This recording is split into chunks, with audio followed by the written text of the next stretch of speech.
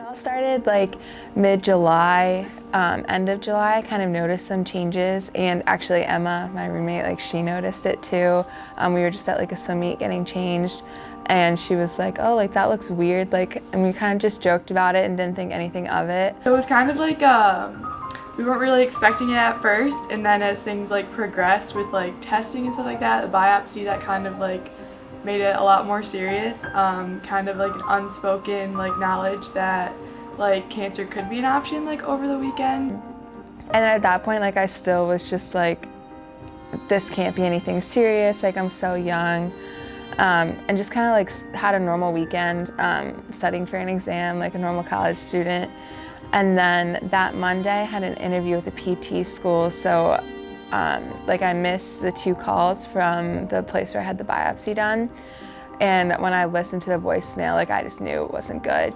We were gonna kind of meet up afterwards, and like she was gonna let me know how it went and stuff like that, and yeah, we'll go from there. And I saw her outside of the Dow, and she was on her phone with her parents, and she had just gotten off the phone with the doctor, and I knew from like afar that it was not good. Emma came over and she saw me crying, and she just knew, and she was the only one on campus that knew. And that was kind of like the first time when I got the real diagnosis, and it was a grade 3 metastatic invasive ductal carcinoma. You know, she couldn't process it, we couldn't either. And just, you know, to a healthy 21-year-old, this just didn't seem possible. Initially, I was like really shocked and obviously like upset. Like I kind of remember like just being like, oh dang. I think like my first thought was like, I don't have time for this. And it was just like so overwhelming with planning the logistics of it that I didn't have time to really focus on like how serious of a diagnosis this was. In swimming, like from when I was little, it was always taught to me like no matter how much pain you're in practice, like you take one more stroke and then you take another and you just keep going, and you never give up. And I think that like that attitude and that mindset of just continuing to keep going no matter what has definitely helped me in my treatment. Like the first 4 rounds of chemo were tough because I was sick, I was nauseous, like I was not eating like I normally would. So just like accepting that and giving myself grace, and then like continuing to keep going. Like no matter how bad I felt, like just continuing to, you know, get up the morning of my next treatment and to go and just like take it as it comes. You know, Hope was somebody that was always going to do the work. And you know, she was one of those people that showed up every single day and was really consistent. The fact that she's able to like put a smile on her face and keep pushing each day is definitely very courageous in like what she's doing and how she keeps pushing through and not letting it like get the best of her, kind of. Just taking it one day at a time with her treatments, I know has been a big part. She hasn't allowed it to slow her down, and I think that's, you know, again, her faith, and that's her perseverance, and, you know, just her drive to do the things day in and day out. It's inspiring.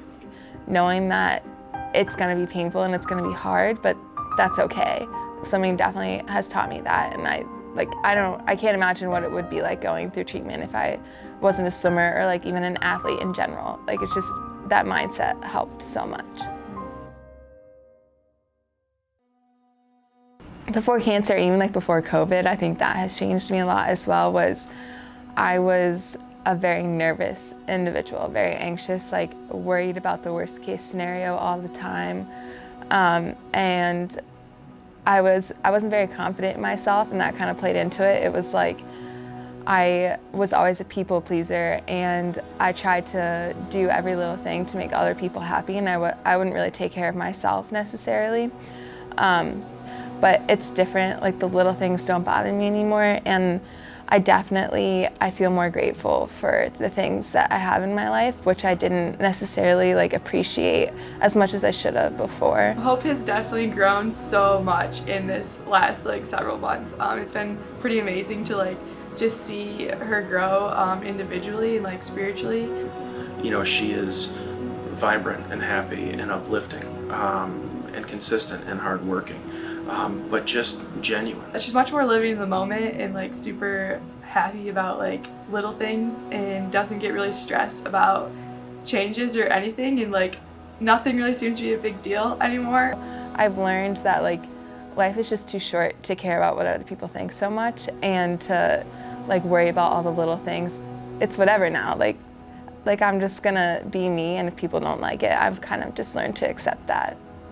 So when I got back in the water, I think it was that Friday. It was exactly 3 weeks after my surgery. It was amazing, but it was also really scary. I don't like to be last. I don't like to get close to last. Like I want to be as good as I can possibly be, which I couldn't go in with that mindset this time.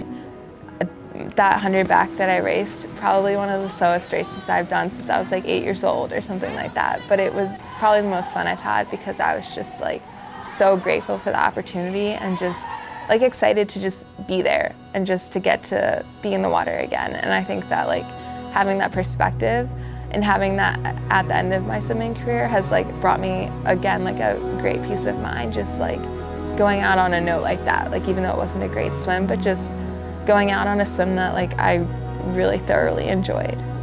So actually in my senior sem last night, we were talking about courage. And we talked about a definition that really just like stuck out to me. And it was all about like accepting that we're imperfect and living as who you are with your whole heart. And I think that is definitely like what I look at as courage. A big part of courage is, even when you're scared, just showing up and continuing to move forward. And I think that has been like something that has inspired me throughout this whole thing, is just like to live with courage in that way.